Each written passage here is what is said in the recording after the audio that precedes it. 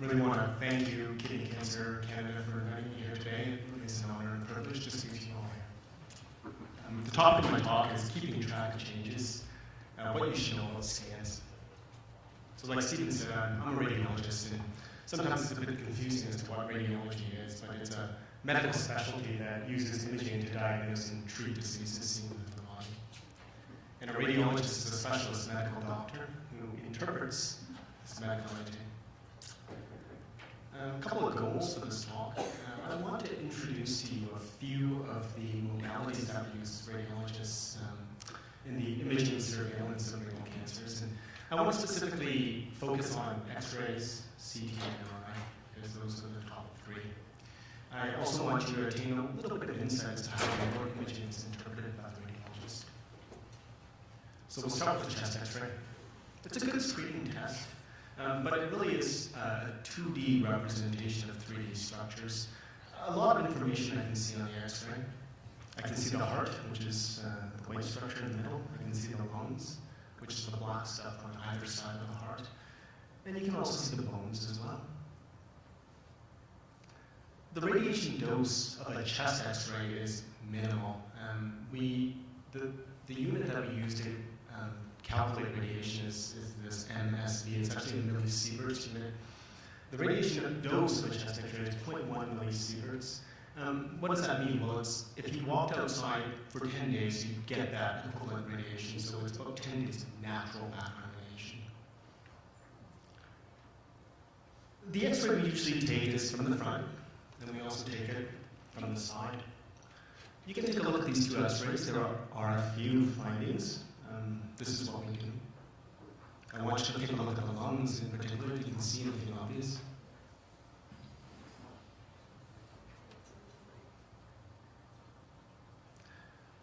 So this is a patient who had a screening chest X-ray history of renal cancer before, and it's subtle, but there are nodules in the lungs.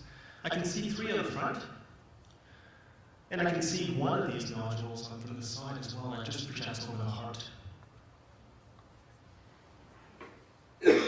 X-ray has its limitations, and usually when we see an abnormality on chest X-ray, what we'll do, or X-ray in general, what we'll do is we'll recommend the next best modality, and usually that's a CT scan. It's otherwise known as a CAT scan. So CT is another term for it's short for computed tomography. Basically what I'm doing is I'm sending you through a donut scanner. I'm sure a lot of you have been through a CT scanner. And what I'm doing is I'm imaging you in cross-section. Basically slices this way through the body, and I can go through any body part. The exam is fast. Usually the total scan time is probably less than a minute. And I can cut pretty thin, actually, the imaging. A little bit over 0.5 millimeter. Now, the radiation dose from a CT actually depends on what body part on your imaging. So for an abdomen and pelvis CT, it's about 10 millisieverts, and that's approximately 3 years of natural background radiation. If you have a chest CT, it's about 7 millisieverts, and that's equivalent to about 2 years of natural background radiation. The head, it's about 2 millisieverts, and that's about 8 months of natural background radiation. What does that mean, though? Well, in the general population, your baseline risk of dying from cancer is about 1 in 5. And if you get a CT of the chest, abdomen, and pelvis, and combine the total radiation dose, the additional lifetime risk of getting a fatal cancer from the CT is still moderate. It's about 1 in 1,000 to maybe 1 in 500. But it's still a very low added risk. And I also want to emphasize that we are getting newer and newer technologies, and we are able to reduce the amount of radiation dose that you're getting from a CT scan and getting approximately the same quality of image. So here's that same patient with the chest X-ray who ended up going for a CT scan, and I want to show you the difference. So the image on the left is an X-ray, and the image on the right is a CT. The nodule that I have an arrow on the X-ray is pretty obvious on the CT.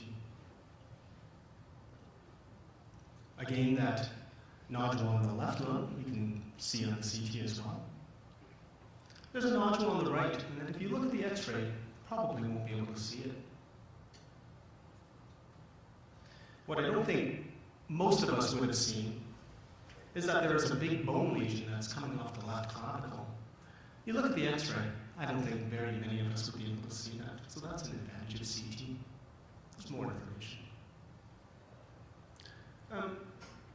A lot of us who go for, a lot of the people who go for CT will have intravenous contrast injected. It's a special dye that we inject into your veins, and we do it for most CT exams. What's the point of that dye? Well, it improves contrast resolution.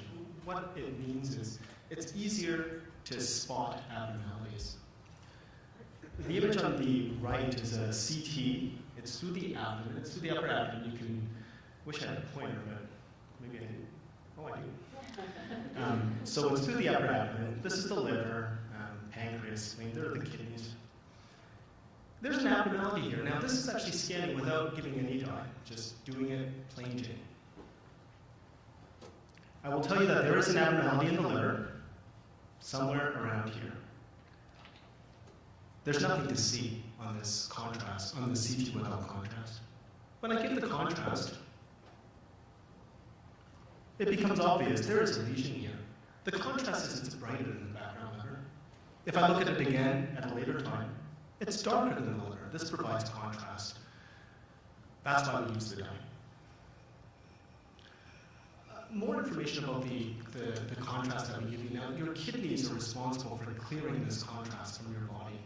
And after we give you the contrast, about 70% of this contrast is actually cleared from your body in about 2 to 5 minutes. Now, if your kidneys aren't functioning at a certain level, they can't clear this contrast that we give you through the veins. And this can actually further damage your kidneys. So that's why before every CT, we usually ask you to do some blood work to make sure that your kidneys are functioning at a level that can clear the contrast, and that therefore, if I do give you the intravenous dye, it's safe for you. Contrast reactions are rare, but they do happen, and they can vary. They can vary from very mild, and we consider hives mild, and severe, which is like a cardiac arrest. And most contrast reactions aren't true allergies, and what I mean by that is it's not uncommon to have patients come for a CT. They've had 1, 2, 3 CTs, we've injected the dye, and nothing happens. On the 4th CT, they develop hives. That's not a true allergic reaction. A true allergic reaction is if you have an allergy to nuts, an allergy to bee stings. If I expose you to nuts, every single time you're going to have an allergic reaction. This doesn't seem to be true with contrast.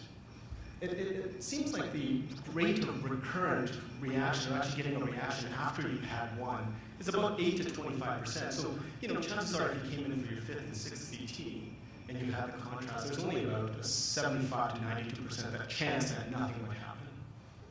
Now, we can actually offer medication beforehand to actually decrease the risk of getting a repeat contrast reaction, and that is available to your ordering doctors.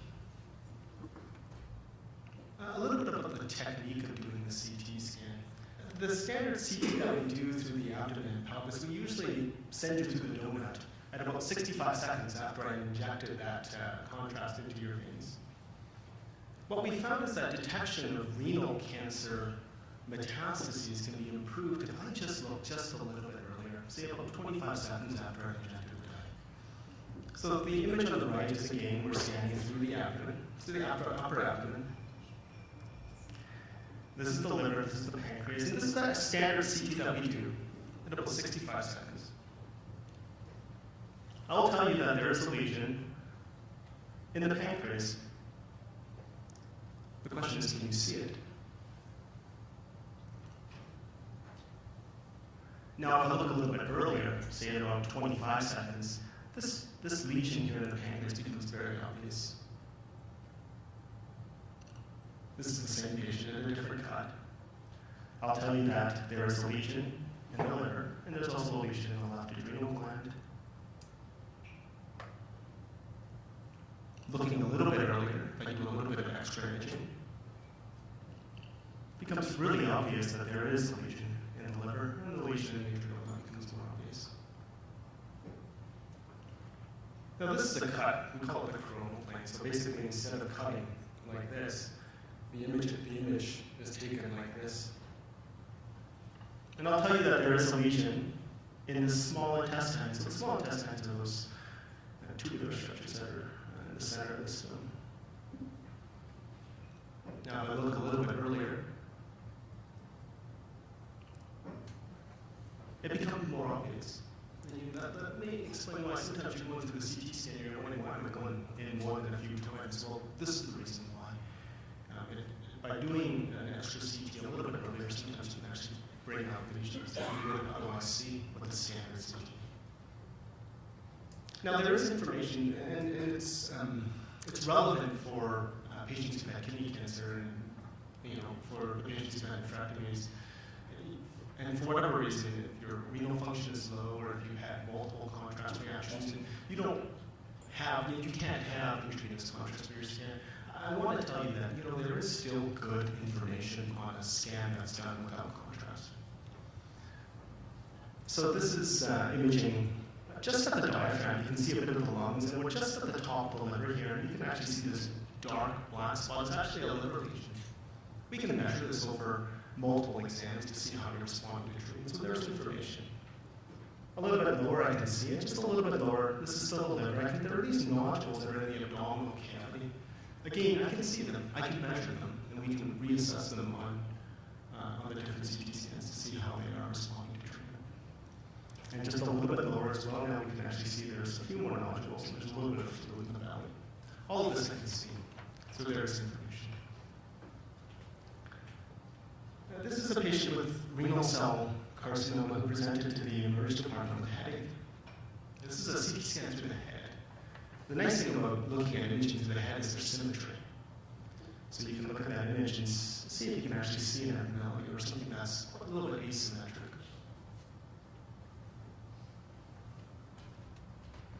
So there's a bright spot on the left side of the brain.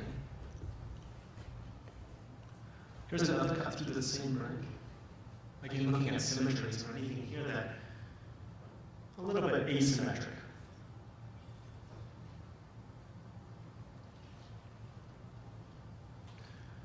In the back part of the left brain, there's another white spot. This one's tough. This is the same brain, just a little bit lower.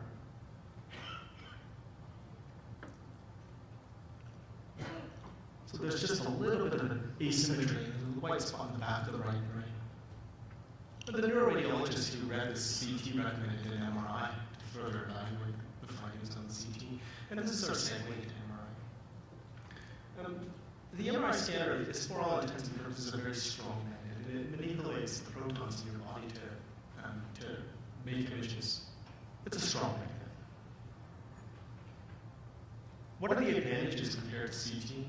Well, there's no radiation.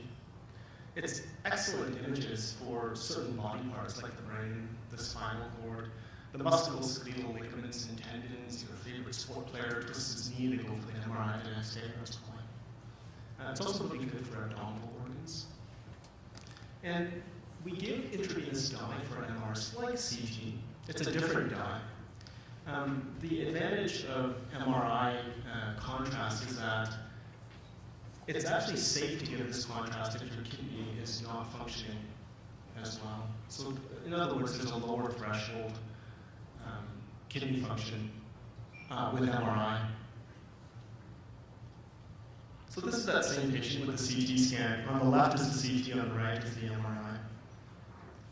The sequence that I used to show you with the MR actually brings out the lesions. But there's a lot more information. You can see that the resolution of the brain is much nicer with the MR compared to the CT. You can see all the folds in the brain. You can see the white midbrain matter. You can see the lesions as well. This is another sequence on the MR. So the MR is the image on the right and the CT is on the left. And this is a sequence to bring out fluid or swelling in the brain. You can see there's a fair amount of swelling in the brain, but you can also still see the lesion in the back part of the right brain, which you saw in the CT as well. Now this is, on the MR, there was a tiny lesion in the right part of the brain, near the vertex.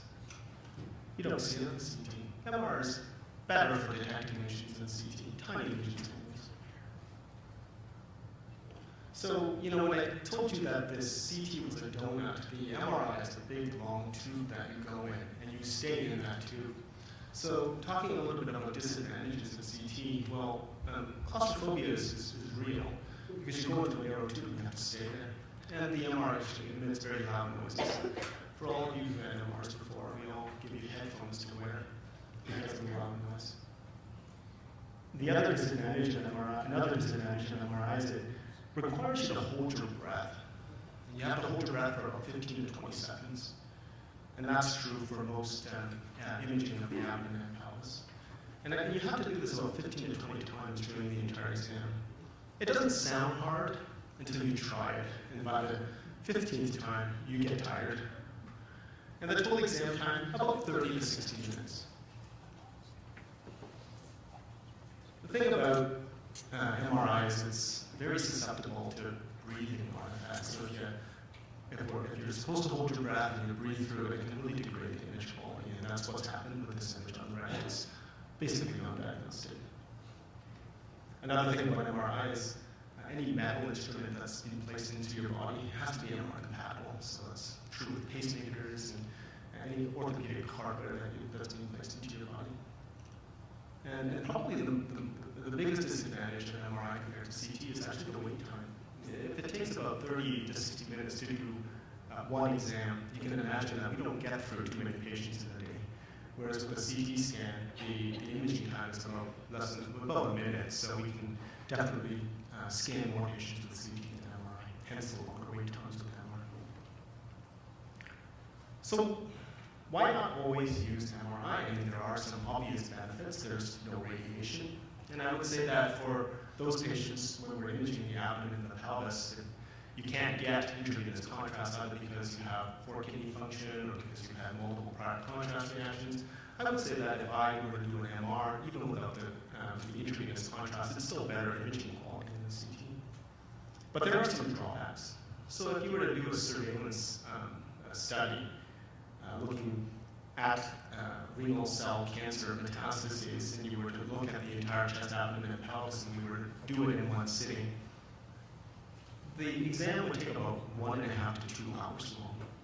And that would take about 30 breath holds now. And each breath hold may be about 10 to 20 seconds. And as you get more tired, and when you can't hold your breath, you start cheating a little bit towards the end, every little extra breath will degrade the image quality just a little bit. The other drawback about MRI is in the chest. The MR isn't as good as CT in looking for tiny lung nodules. So the threshold for MR seems to be about 5 millimeters and up. Whereas with a CT scan, I can see tiny nodules about 1 to 2 millimeters. And so in my opinion, at present, the image quality of the CT chest is actually better, and it's actually more achievable than MRI. And another reason why we can't use MR to do this is that it will increase already long wait lists. So the image on the right is actually an MRI through the chest. We've given contrast, we've given the intravenous contrast, and you can see the central part of the chest that you have the pulmonary arteries. You've got the ascending and descending thoracic aorta, which is the big highway that comes out of your heart. And you can see the lungs, you can see the muscles. This is a CT, and the nice thing about CT is I send you in, it scans very quickly, and I can then tell my computer to show me different things. So this is a CT scan where I've actually told the computer, hey, show me the soft tissues. And it's kind of similar to that MR that I just showed you. I mean, I can see the pulmonary arteries, I can see the ascending and descending thoracic aorta. I can kind of make out the lungs here, but I can see the breast tissue, I can see the muscles in the back. I can say, hey, show me the lungs. And I can show me the lungs as well. Or I can actually see the airway structures, I can see the right and the left main stem bronchus, and I can actually make out the lungs and the vessels that are going through. Another thing I can do is I can say, hey, show me the bones. And it shows me the bones. Just want to quickly touch on a couple of other radiological modalities. The bone scan. The bone scan is really a nuclear medicine study where we inject a chemical into the vein scan and we look at bones. This is a patient who had a bone scan because he was having right-sided hip pain, and you can see that there's asymmetry of the hips. There's actually more black uptake, we call it uptake, but it's more signal in the right hip, and that's usually an indicator of abnormality. And we ended up doing x-rays and CTs and found that there was a lesion in this right hip, unfortunately related to metastatic disease, and it actually fractured. So we ended up getting a hip replacement. Months later, a PET scan was ordered, and the PET scan is a little bit different than the bone scan. It's a different chemical that we inject into the body, and it looks at the whole body. It doesn't restrict itself to bone. It looks at anything. Unfortunately, the patient has actually had the hip replacement, but now I'm getting a little bit of abnormal uptake or abnormal signal just beside the hip prosthesis, and unfortunately that was recurrent tumor that had seeded just beside the hip prosthesis, and the patient actually ended up getting a revision of the hip, and that part of the tumor was taken out and had a new prosthesis put in. So just a quick summary, there are a lot of different radiologic modalities that are available to detect and evaluate disease. Each modality does have its advantages and disadvantages, and your scenario actually dictates which modality or modalities may be best suited for you. Thank you very much.